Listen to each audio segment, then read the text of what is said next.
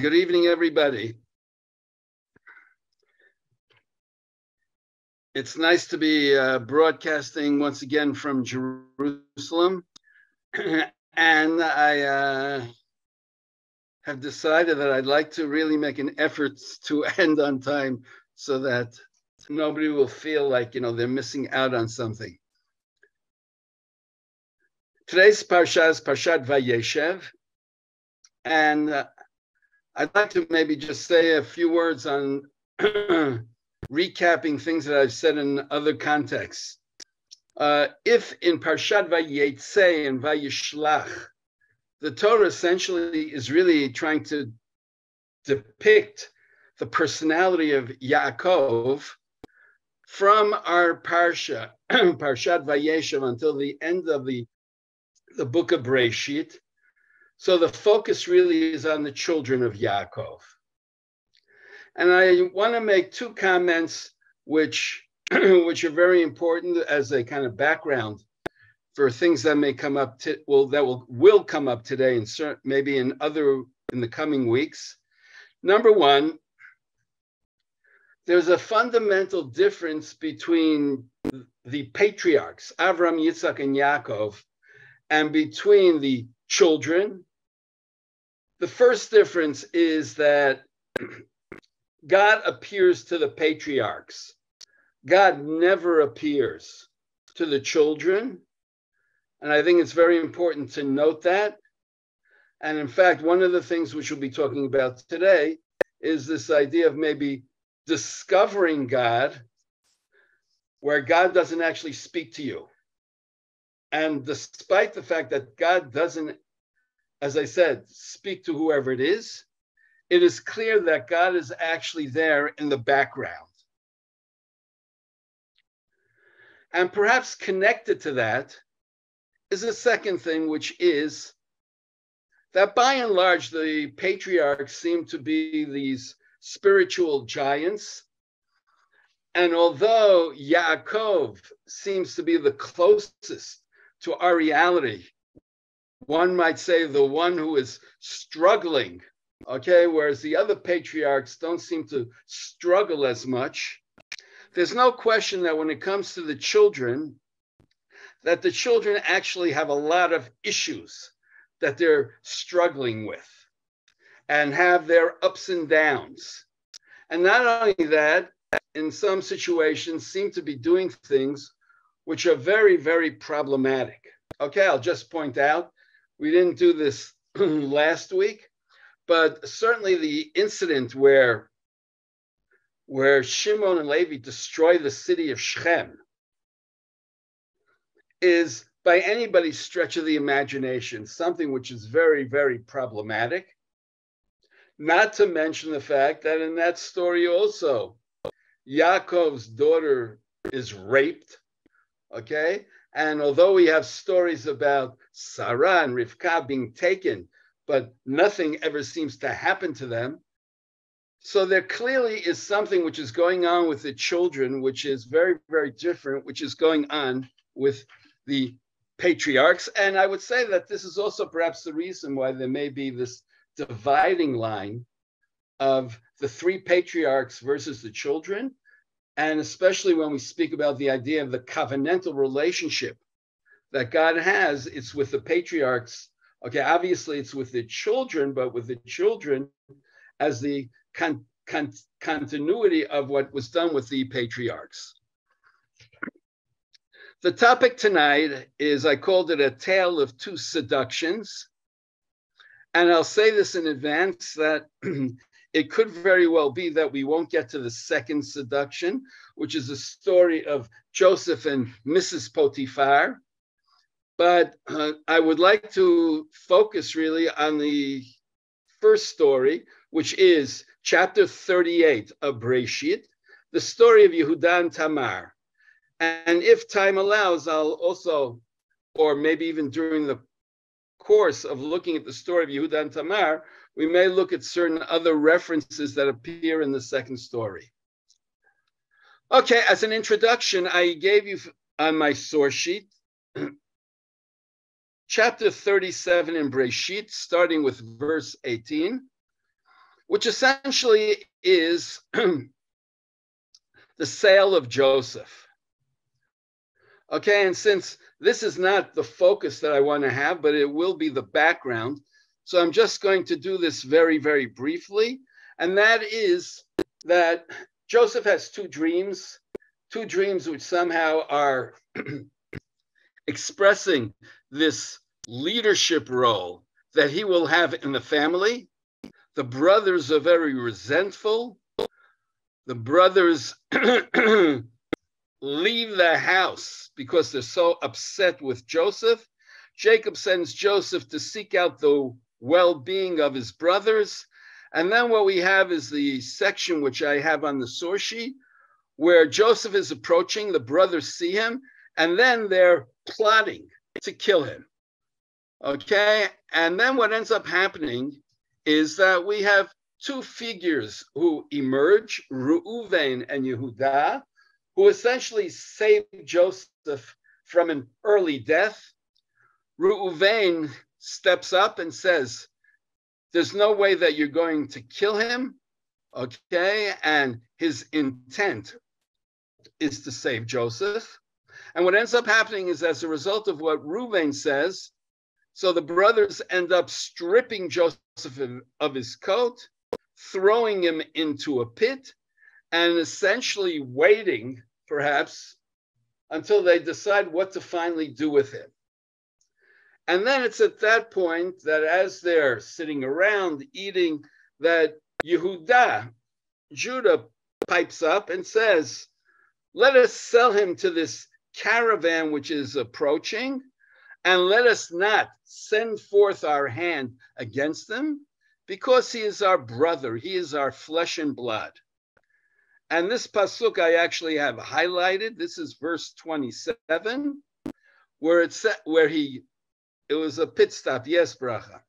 Okay, and Yehudah said, and it says that the brothers listened to Yehudah.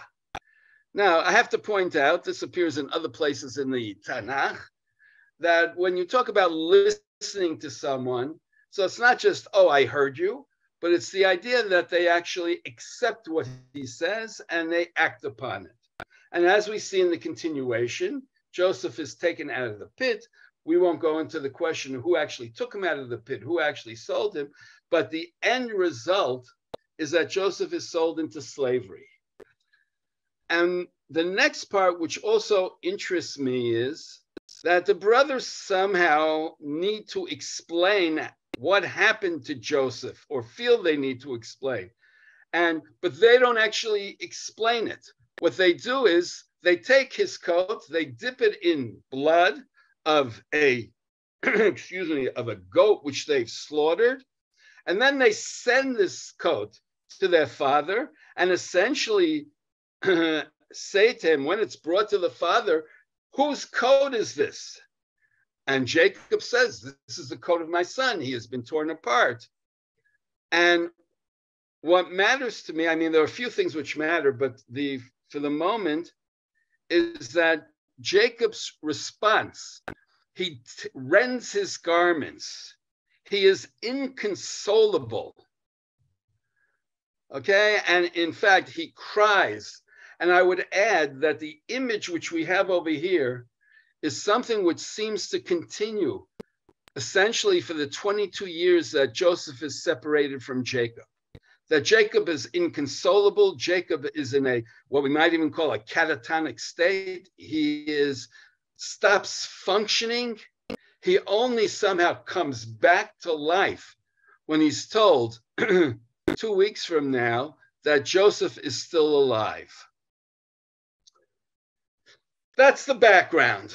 So now what I'd like to do is the reference, which is the second reference which we have, and you'll see there's a table which has 2 columns. The one on the right is the one we're going to be looking at, the story of Yehudah and Tamar. And I want to do a careful reading of this, and we'll be referring to some of the commentaries we have. And I want to understand what role this plays over here. So let's begin. This is chapter 38, verse 1. It says, Vayhi ba'etahi, and it was at that time, Vayered Yehuda me'etechav, that Judah goes down from his brothers, Vayet, and here I'll say he turns, ad ish adulami, to an adulamite man, okay, adulami is a place, ushmo chira, and his name is Chira.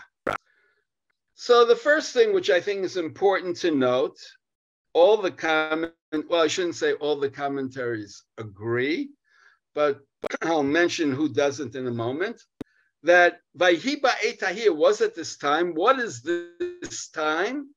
At the time that the brothers sold Joseph, at the time that Jacob ostensibly learns of what happened to Joseph from his perspective, that Joseph has been torn apart, that Jacob is in this state of mourning, of terrible agony and crying, that Judah goes down.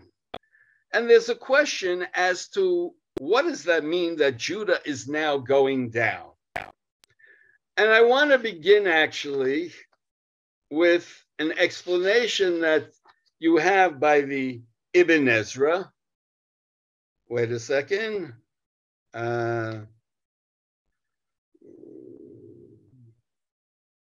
Yes. From the Ibn Ezra, if you look on page number 2, right, the third reference in the commentary part, this is the second line of the Ibn Ezra. If you look in the middle of the line, he says at one point, Zed derech drash, which I'm going to come back to. And he says, but he's now going to give you what is the pshat. What's the pshat? He says, Ki haba mi pa'at safon, somebody who comes from the north shel ha'olam, of the world, lidromo, to the south, hu yored. Okay, he is going down. So the Ibn Ezra is saying, when it says Judah is going down, why is Judah going down? Because he's essentially going from the north, where Jacob is actually situated at this point, to the south, okay? And he says that whenever you have this geographical movement of going from north to south, you're going down, right? Which would kind of fit in with, the way our maps are structured, right? That north is pointing up, south is pointing down. So that's the pshat. That's what it means when it says Judah is going down. Now, the Ibn Ezra, when he says this, is reacting to a midrash, which we're going to see in a moment. But before I give the midrash, I just want to point out that there's another way that you could explain it, which is that essentially Judah is going down from the hill country, which is where the patriarchs were located, to the coast. And that is actually going down. So if you adopt this approach, which is the pshat, so it would come out that the Torah is simply describing that a geographical movement. Okay, it kind of begs the question, though, that, why should the Torah be so insistent on the fact that he's going from the hill country to the south, to the coast, or from the north to the south? In other words, it could have just said that Judah went to see this guy and left it at that. For that reason, I have a problem with the Ibn Ezra's explanation, or for what might be an alternative pshat explanation. And I think I've mentioned on previous occasions that very often when the Torah describes some sort of geographical movement, it's really describing some sort of existential movement. And therefore, essentially what the Torah is describing is what we would call Yeridah, a going down of Judah.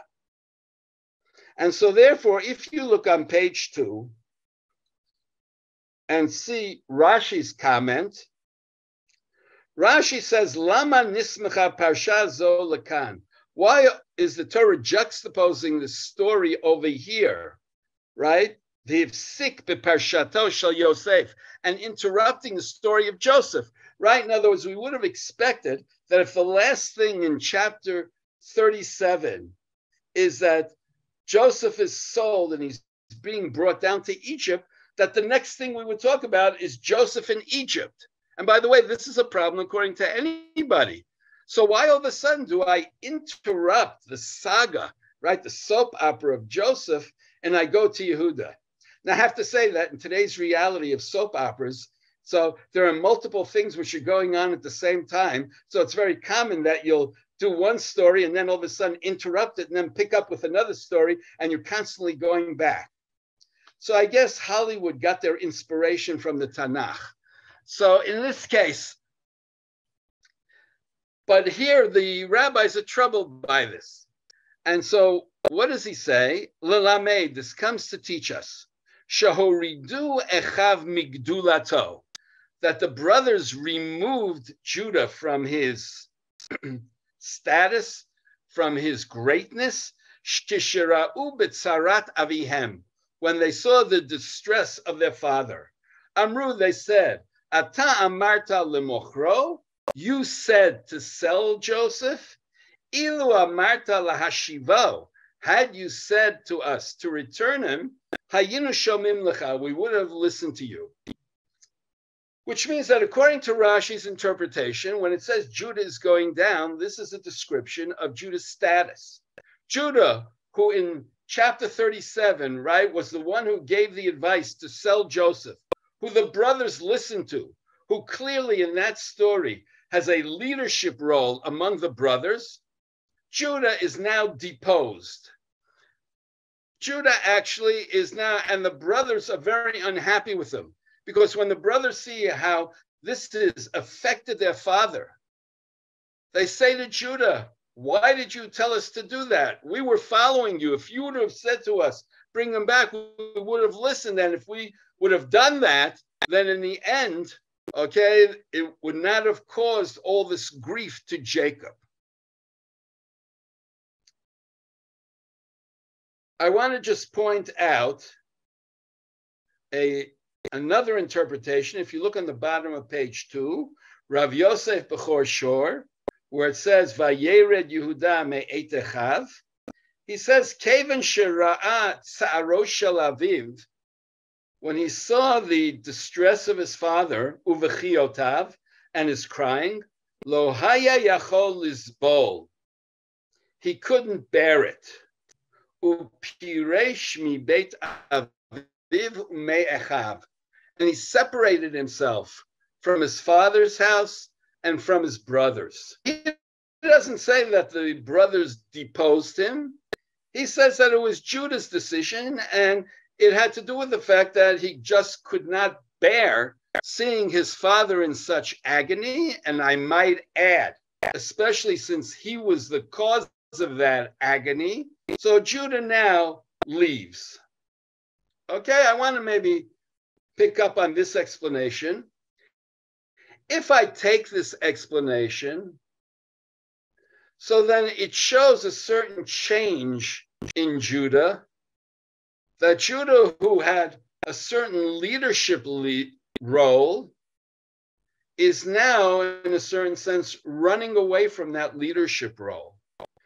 Judah, who you could have said was standing up and taking responsibility, is now running away from taking responsibility. I can't bear to see my father. Rather than staying at home and trying to somehow now deal with the ramifications of his act, maybe even try to correct what he did, instead what Judah does is to simply cop out, escape.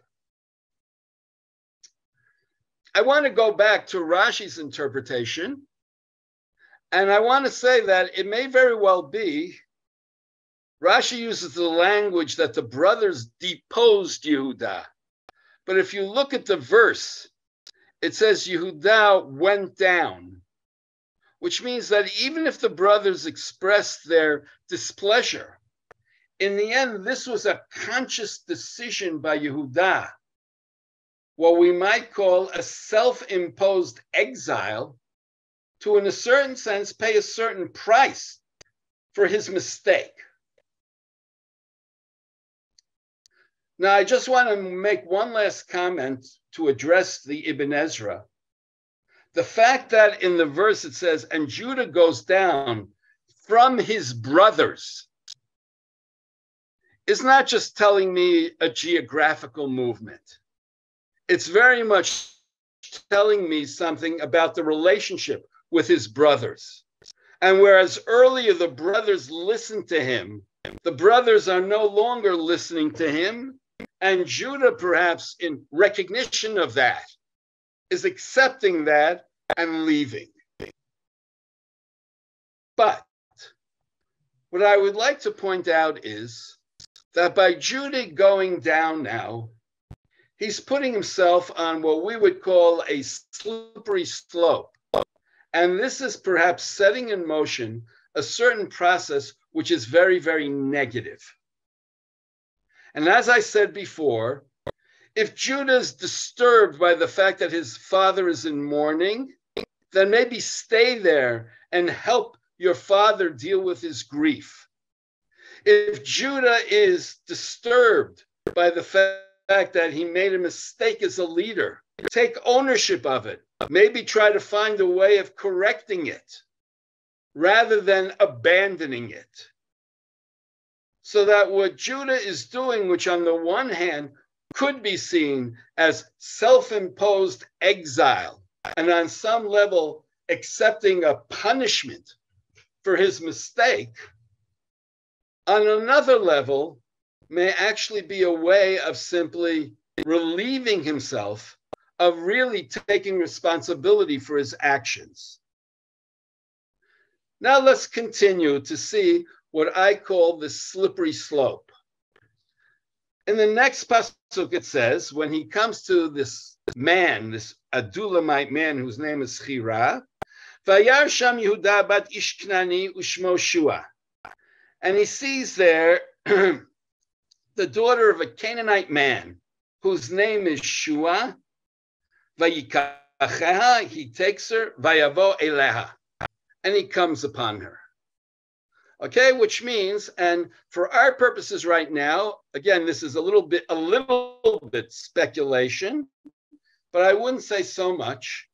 The assumption which I'm having is that Judah at this point was not married, so that this is Judah's first marriage, and the fact that it says he takes this woman, he comes upon her, right? That's clearly describing what we would call an act of marriage, of, okay, setting up a home. And who is this person that he's setting up a home with? Well, the first thing that you should note is she's nameless. She has no name. The only name which we have here is the name of her father, who is Shua. And the second thing which we're told is he's an Ish Kna'ani. Now, Ish, as we've seen in other occasions, is usually not just describing his gender. He's male, but the word Ish describes somebody who's a person of stature. Now, but what does it mean to say he's an Ish Kna'ani? Now, all of you will say, well, that means he's a Canaanite, which that's what it means, right? Now, just think about this. If that's really the case, so then you have an issue over here. And what's the issue? The issue is, how could it possibly be that Judah is marrying a Canaanite woman? We know how emphatically Abraham insisted that his servant should find a woman who's not a Canaanite. We know how upset Yitzchak and Rivka were when Esav married Canaanite women, which means that there clearly seems to be this family tradition of not marrying Canaanite women. So how could that possibly be? And in fact, if you look at the Rashbam on page number 2, so the Rashbam says, he quotes Rashi when it says Knaani. He says you should understand this as the Targum understands it. And how does the Targum understand it? The Aramaic translation? Tagara. Tagara means a merchant. And then the Rashbam goes on to explain, Ki mibnot Knaan hayu nizharim, because they were careful of not marrying Canaanites. So essentially, what the Rashbam is saying is, you just can't explain it the simple way. How could it possibly be that Judah would marry a Canaanite? By the way, if you look at the Ibn Ezra, the next one, so he says Ishknani, he says Yeshomrim. There are those who say Socher, V'yitachen, and he says, and it's possible, Liot Kimashma'o, that you take it the literal way, which means the Ibn Ezra is entertaining the possibility that in fact, Judah actually married a Canaanite woman. Now, I just want to point out that the majority of classic commentaries interpret it like the Aramaic translation, that in fact, this was a merchant, because they have this basic problem. It couldn't be, right? Some people might say they were a little bit Haredi, okay? Because how could it be possible that, in other words, Judah would marry a Canaanite woman? Okay, so let me just, for the moment, before I get to that, let me just say, if we assume that he married the daughter of this merchant, so then what comes out, which is very, very interesting, is that this is a marriage of convenience. This is a marriage which is essentially a business proposition. So that at the very least, this is a further going down of Judah. Judah is not marrying somebody who has a name, which would then say she is a person in her own right, a person of distinction. He's marrying somebody who happens to be the daughter of a very, very wealthy businessman. And it's a great opportunity for him to then, expand his financial possibilities. I wouldn't say, at least in the biblical context, that that's what Jacob would want for his dream of his son, right, who's married to you'll excuse the expression, the rich shiksa, okay? I don't think that that's what he would want. But if you say, like the Ibn Ezra is willing to possibly entertain, that she's the daughter of a respectable Canaanite, then it makes it appreciably worse. And therefore, what I want you to see is that Judah is essentially putting himself on a path which is really cutting himself off from his family. In fact, you might even say that he's now putting himself on a path which might be very similar to what Esav did when Esav married these Canaanite women. And now let's look at what follows. So what we have here is in the following psukim, that from this Canaanite woman, Judah has 3 sons, Er, Onan, and Shelah. And then in verse 6, Judah then finds a wife for his oldest son, and it says, Ushma Tamar, her name is Tamar. Now again, if you think about this in contrast with Judah, she has a name. So that Judah is actually picking somebody who might be a very special person. We're not looking at who her father is, who her family is. It might actually be that she doesn't have a Canaanite background. And then what are we told? In verse 7, Vahi Er Bechor Yudar Rabbeinu Hashem, that this oldest son, Er, okay, is evil in the eyes of God. Vayimiteu Hashem, God kills him. And then Judah says to his second son, come upon the wife of your brother. Yabem mota, do what we call to levirate marriage. right? He's saying, marry the widow and then establish a family to uphold the name of your brother, which we find later on in the Torah. And then in verse 9, we're told, in Onanu, that the seed would not be his, and therefore he spilled his seed. And then in verse 10, Vayera b'nei Hashem, it was evil in the eyes of God, what he did, and God killed him also. Okay, so I'd like to pause for a moment.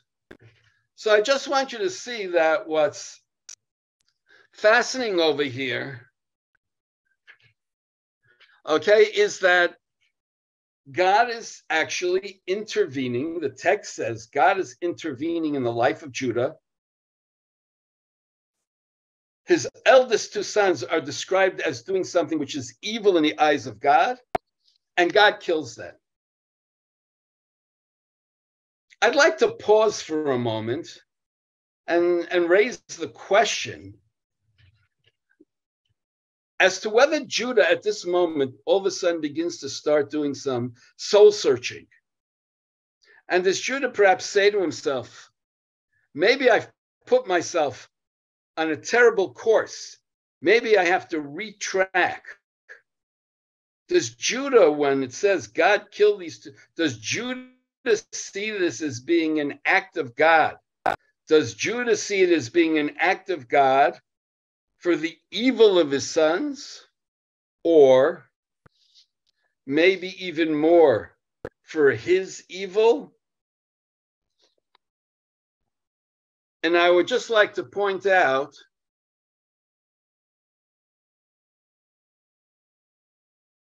if you look at the Ramban on page number 3 on the top of the page, the Ramban says over there,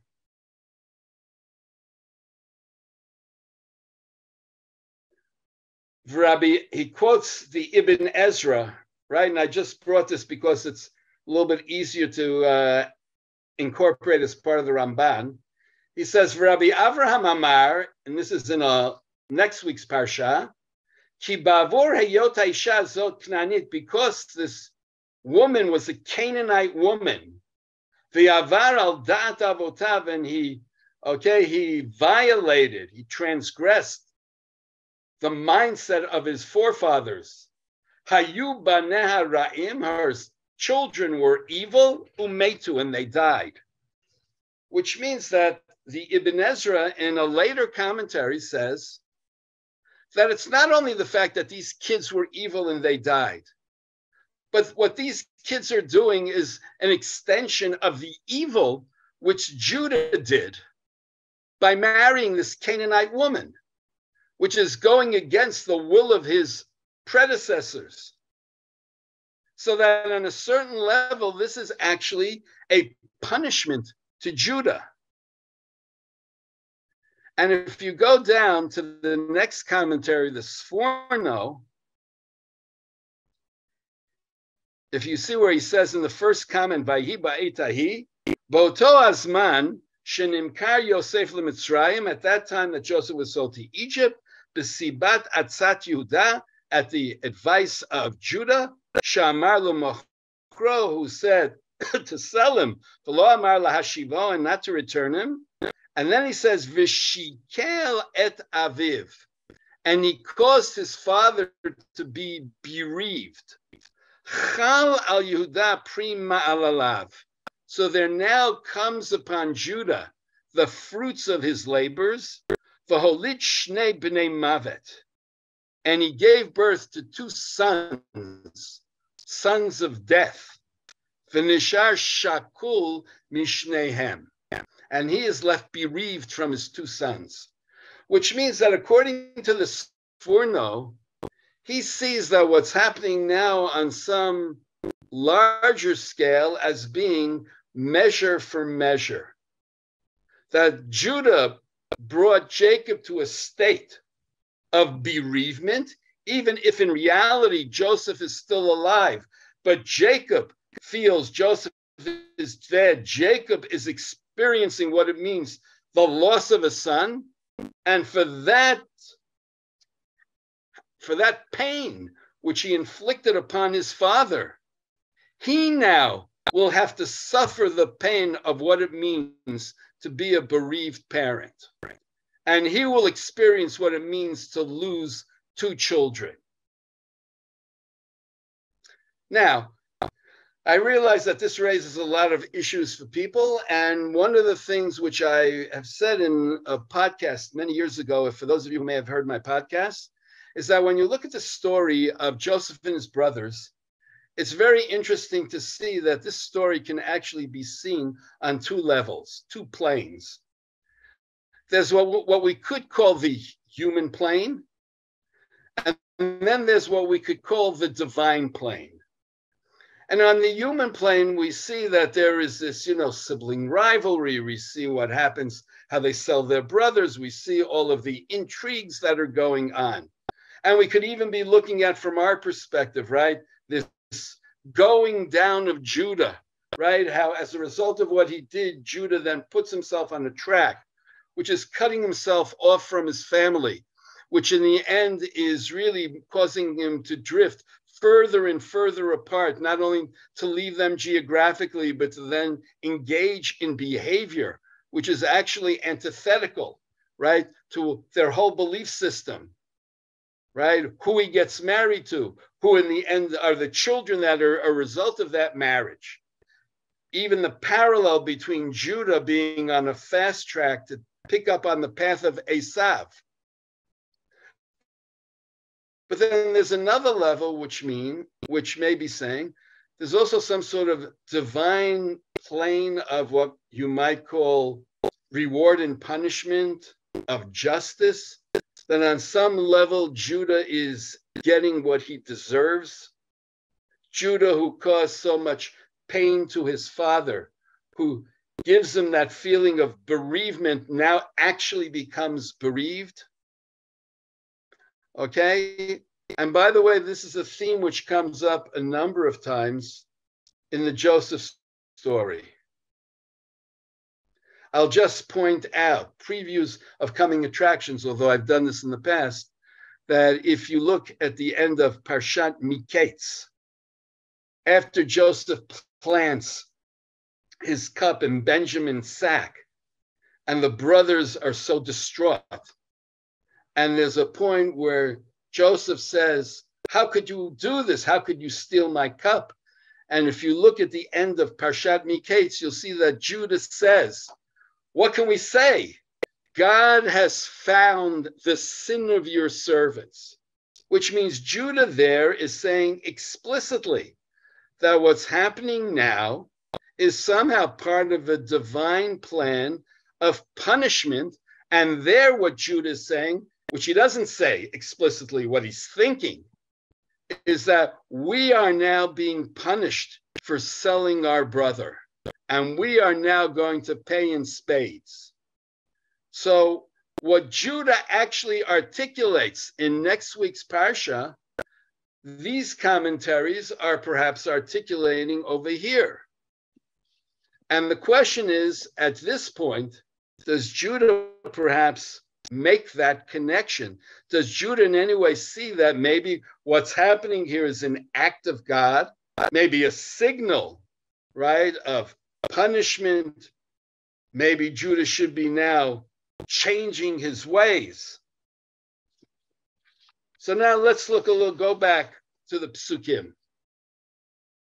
After Er and Onan die, so then what theoretically should happen is that Judah should give his third son, Shelah, to Tamar, to uphold the name of the dead, to continue the line.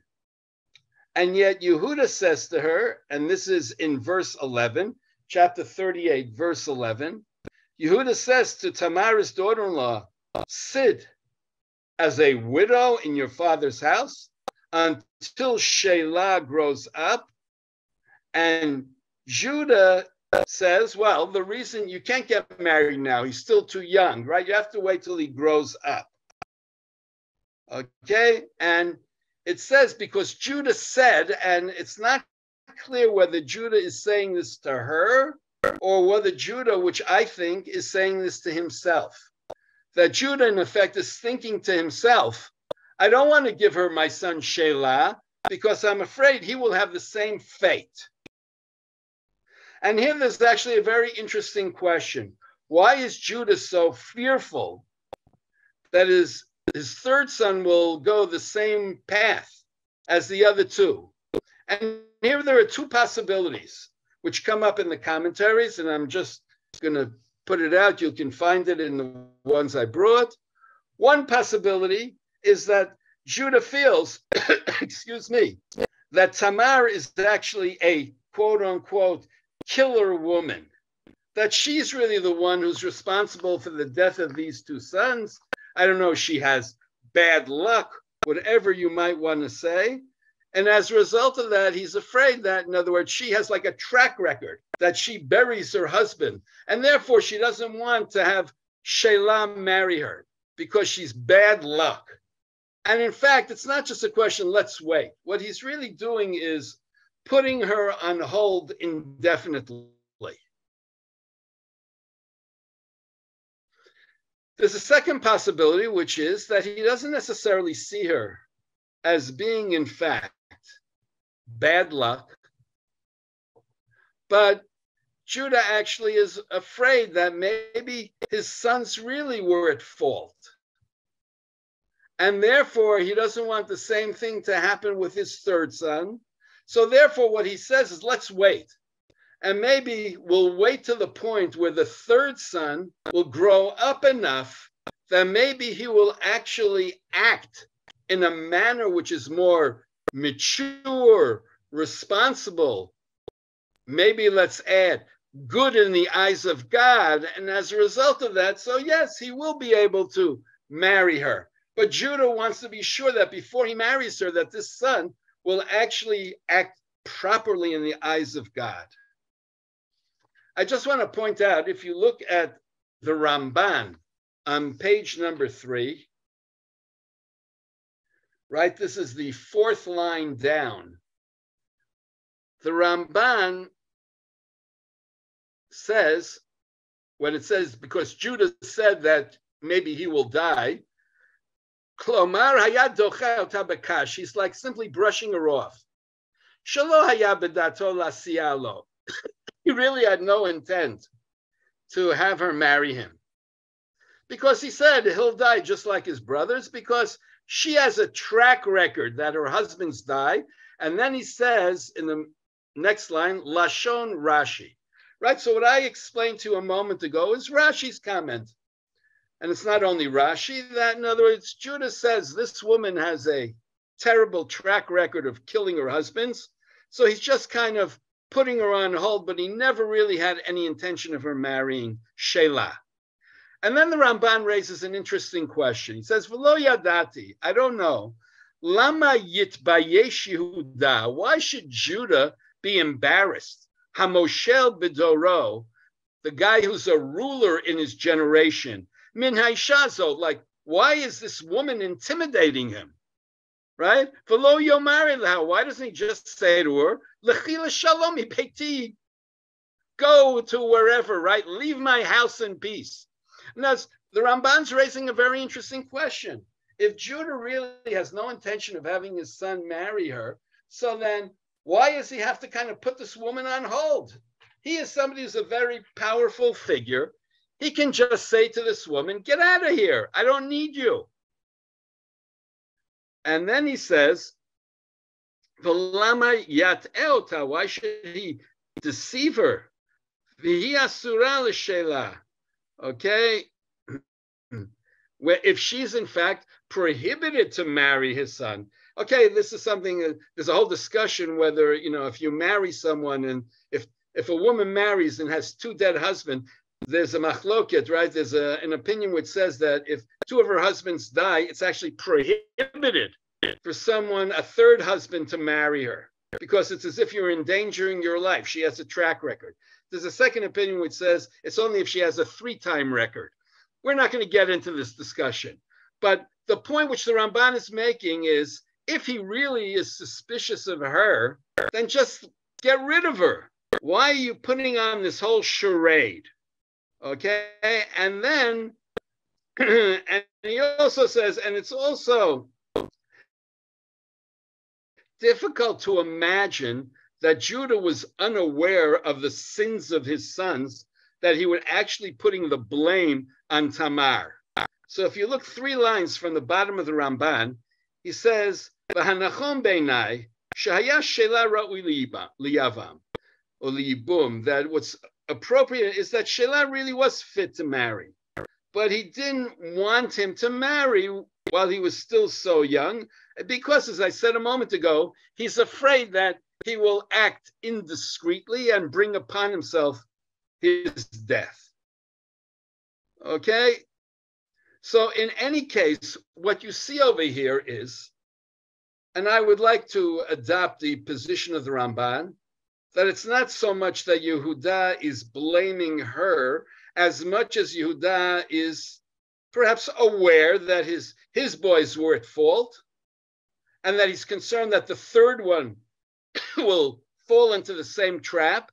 And as a result of that, he wants to make sure that before they marry, that the third one will be ripe, will be ready to marry in a way which is appropriate. So what follows is the seduction of Yehuda, right? In other words, Tamar waits, and if you look at verse 12, it says, "Vayirbu hayamim." Many days passed. She waits for a long time. How long? No idea. But clearly, we're not talking about days, and I would even say months. It could be even years that she was waiting. And she waits not only until a long time has passed, she waits until Judah's wife has died, until Judah is now comforted, which is what it says, and then Judah is going up to this sheep shearing. And I would like to just point out now that if I take all these factors together, so it would seem to be that she's waiting for the what might be called opportune moment to actually now take an initiative.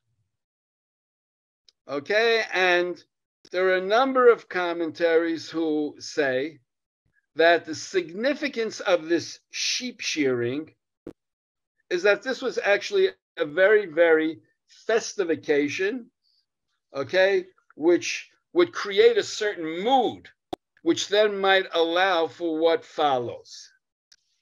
So therefore, if you look at what's happening over here, and again, I want to just backtrack for a second. Let's look now for a moment at Tamar. Tamar is named. We're not told who her parents are, which by itself would already say to us she's a significant person. It's clear from the way the Torah presents it. The 2 husbands died because they were evil.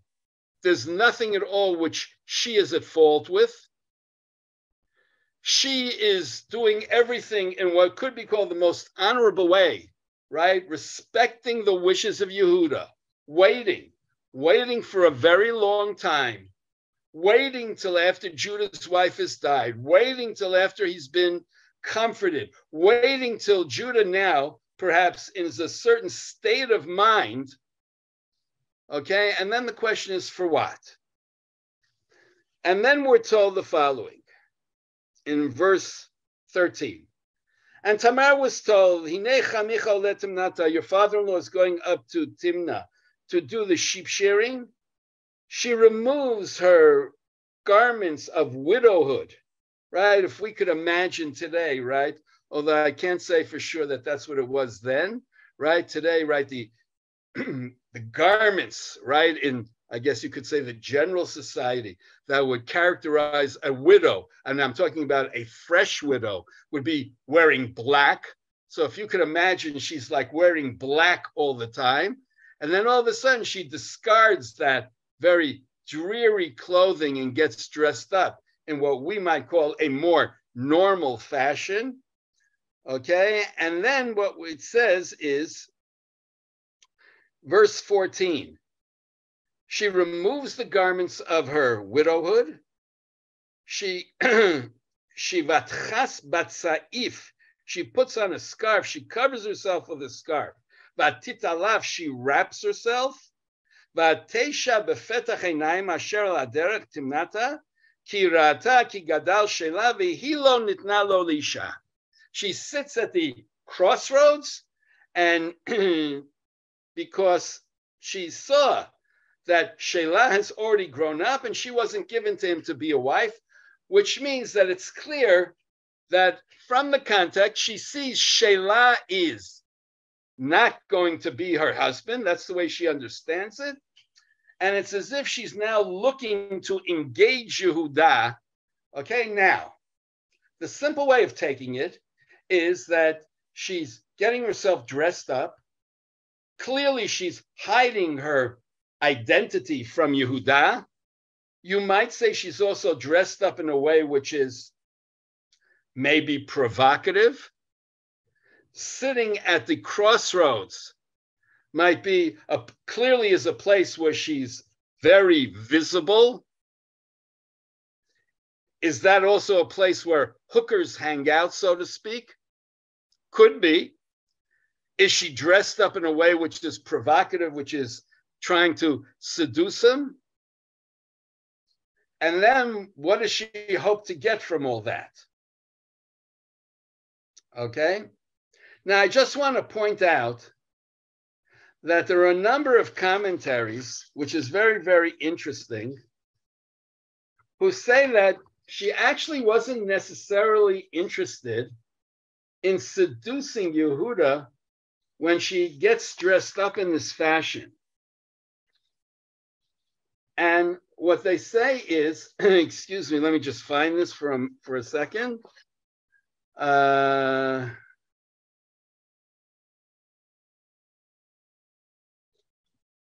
If you look, for example, on the, where is this? This is the third page. If you look just before the last of the commentaries on this chapter, the Malbim. So in the middle of the line, the Malbim says, V'ratzta ledaber el Yehuda, she wanted to speak to Judah, shehu yisa ota, that he should marry her. Ve'al kavana zo, and with this intent, yashva bepetach einayim. So, by the way, the Malbim is not the only one who says this. You'll see a few others who say it, that she actually wasn't trying to seduce him, right, to have sex, right, in disguise, so to speak. What she wanted to do was to actually speak to him, except that Judah wasn't interested in talking. Judah was interested in acting, so that he did what we call a preemptive strike. So that, again, if you take that position, here is Tamar, who's waited all this time, who realizes that getting married to Shelah is a dead end, but who nevertheless perhaps feels a responsibility to her original husband, or maybe to the family, and specifically to Yehuda, who perhaps wants to proposition Yehuda, but proposition him that they should get married. In any event, we never find that she actually spoke to him, propositioned him. What we find is, if we look at the continuation of the story and go back to the first page, verse 15, Vayereha Yehuda sees her, Vayachshavel lizona, he thinks she's a prostitute. And by the way, there's no way that you could whitewash this prostitute as prostitute. Ki chisita faneh, because she covered her face. And again, you could say that the fact that she covered her face means he doesn't recognize who she really is. It could be that he thinks she's a prostitute because maybe that's what prostitutes did to be more alluring. Okay? In any case, he turns towards her.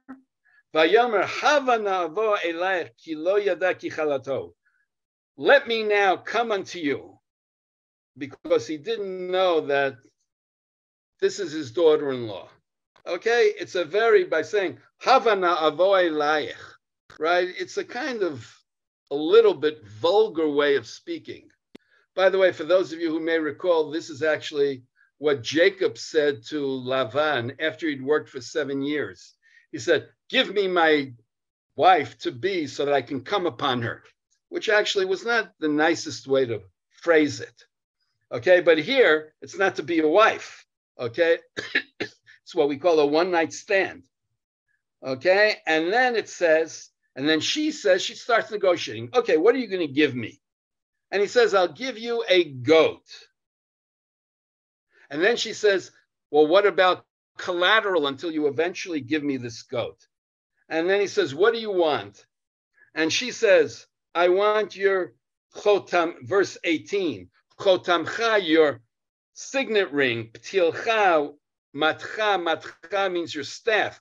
Ptilcha is not clear whether this is a sash or whether ptilcha is, some commentaries want to say, a type of turban, okay? And he gives it to her. He comes upon her and she becomes pregnant. Now, and then maybe just let's round out the story. She gets up, she removes her specific clothing, goes back to putting on the widow's garb. Judah sends her eventually the goat, but through an agent, but they can't find her. And then Judah says, forget about it. Let her just keep whatever she has because he wants to get back his collateral. And then lo and behold, right, 3 months pass, and they discover that Tamar is pregnant.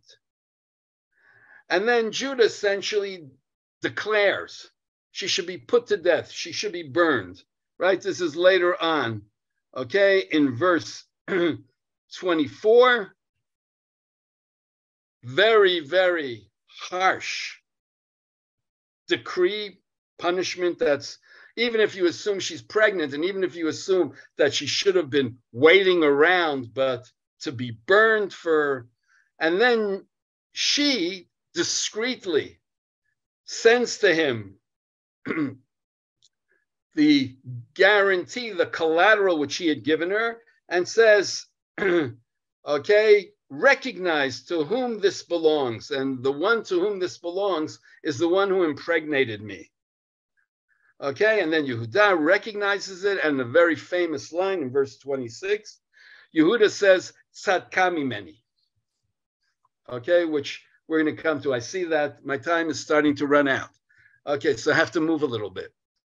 So now let's just see what's going on over here. Two things I'd like to point out. First, what is the collateral which Judah gives her? So quite a few commentaries say these are not his regular articles of clothing because Judah has clothing. This is something else. And what would seem to be is that the objects that he gives her, are objects that represent his status. A staff is a symbol of authority. A signet ring, okay, is usually that something a person of distinction will sign important documents with.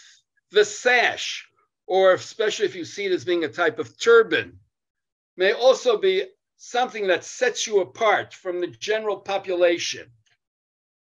In effect, what Judah is doing now is willing to give someone as collateral those things that represent any type of status, standing which he has. And so therefore, what I like to point out is when Judah gives her those things, maybe even more so when Judah summarily decrees that she should be burnt when Tamar is discovered to be pregnant, this is where Judah essentially bottoms out from what we started with in the beginning of the Parashat, that Judah is going down on a slippery slope. He is on a path where he is, in a certain sense, abandoning all the values of his home to now be willing to put somebody to death without hearing what they have to say, without in any way giving them a fair trial, if you will. Of Judah, who's willing to, in a certain sense, give up all the things that symbolize his status for a one-night stand, so to speak. It's as if Judah has lost all proportion of what it means to really be a person of status, of what it means to be a person, right, of the family of Jacob.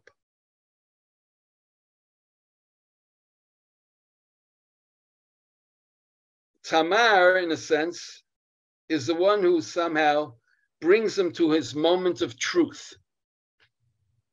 And as the rabbis say, here is Tamar who's willing to actually be put to death and not reveal who impregnated her, even though she knows it's Judah, to not embarrass him. And here it's Judah who has to now acknowledge her righteousness. And in this moment of truth, he does. And this becomes a major turning point in terms of who he is and who he will go on to be. And therefore, when Judah says, Tzadka mimeni, and I'll just say, she is righteous, but the simple way is she is more righteous than me.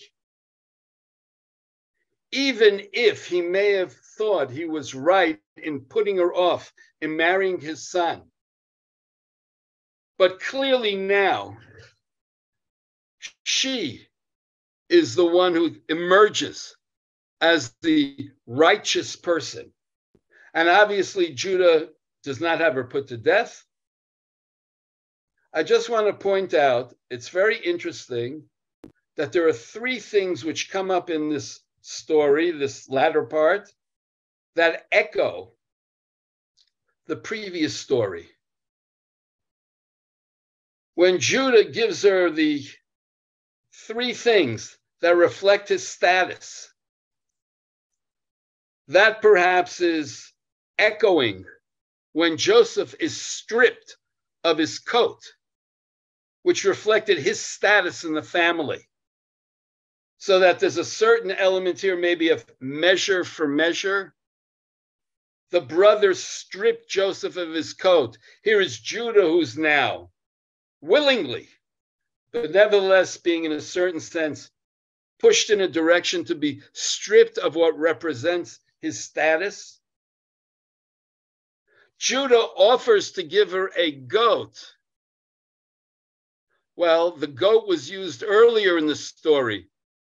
It was slaughtered, the blood, to deceive Jacob, to eventually get Jacob to think that Joseph is dead.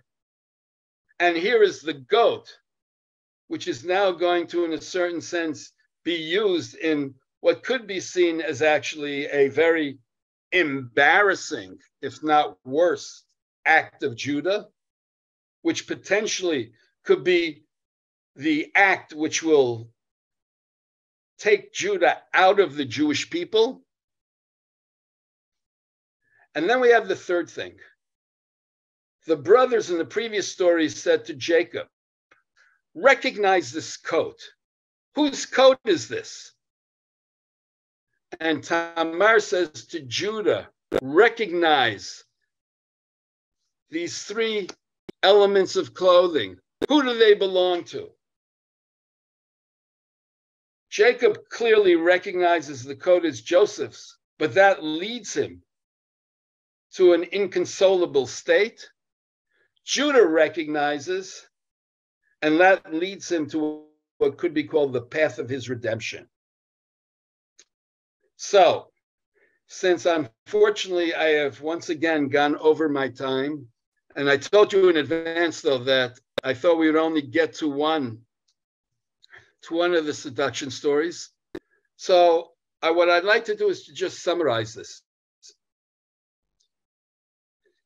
At the end of the previous story, Judah played a leadership role in the family.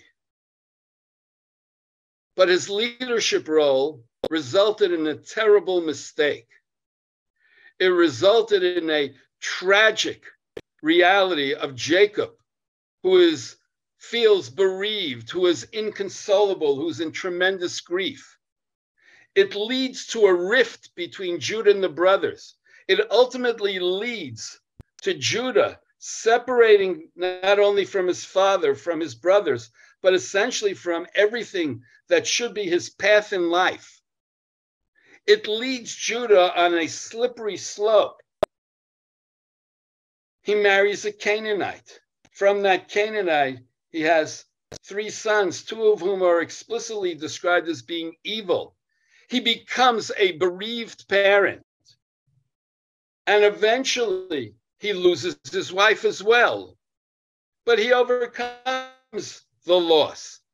And then he goes down the slippery slope once again. And in a certain sense, strips himself of any type of standing that he could have, any type of bearing that he could have for a one-night stand with a prostitute. And then when Tamar becomes pregnant and Judah, in effect, is prepared to now have her put to death without hearing anything from her, were he to do that, that, in my opinion, would be the final blow that would take him out of the family of Jacob. In effect, that would be where he will become the Esav of the next generation. And yet what we find is when the moment of truth comes up, Judah rises to the occasion. And truth be told, it is Tamar who plays that very, very significant role. And it's through her that eventually Judah comes back to the family, comes back to taking a leadership role, and literally it's through her that eventually the Davidic dynasty is founded, with the ultimate product being Mashiach.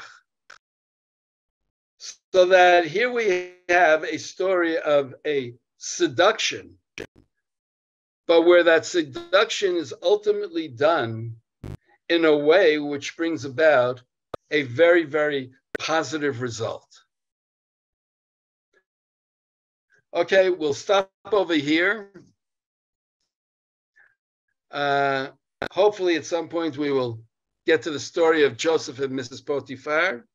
You'll have to stay tuned next year. Yes, Sandra. Yes, Sandra. You're on mute. Yes, I had to unmute myself. Thank you so much. So I was thinking, as you read from Vayechi, and then as we're rereading this story, so the word, I think the Torah is giving us a tiny word tell, like a tell. And I think that tiny word tell is limtso. Because in chapter, in 37, Joseph doesn't find his brothers, when he asks for help, and he's going to look for them, and he's trying to find them. So the matzo doesn't. Correct.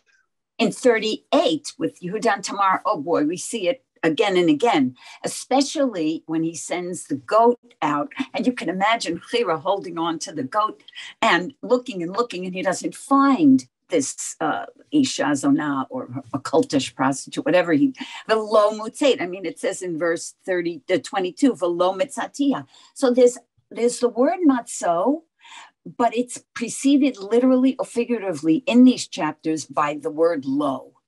So your question to us a few minutes ago was, so do we see that Judah gets it, that he figures it out, that the sons are dying and everything, and that it's God's hand? And the answer is, lo matzah. He doesn't see, he doesn't find. And later in Vayechi, in the exact psukim that you quoted, the matzo word, mem tzadik aleph, is really right there. In whose bag was the divining cup found? And then Judah finds, he sees it finally. It's like in the movie Charade, where Cary Grant finally gets it, and it's like he goes, boom. Yes, goes, yes, oh, I like it. I agree with that. So and I think you're right. In other words, the question is, seek and you shall find. The question is, but are you really seeking?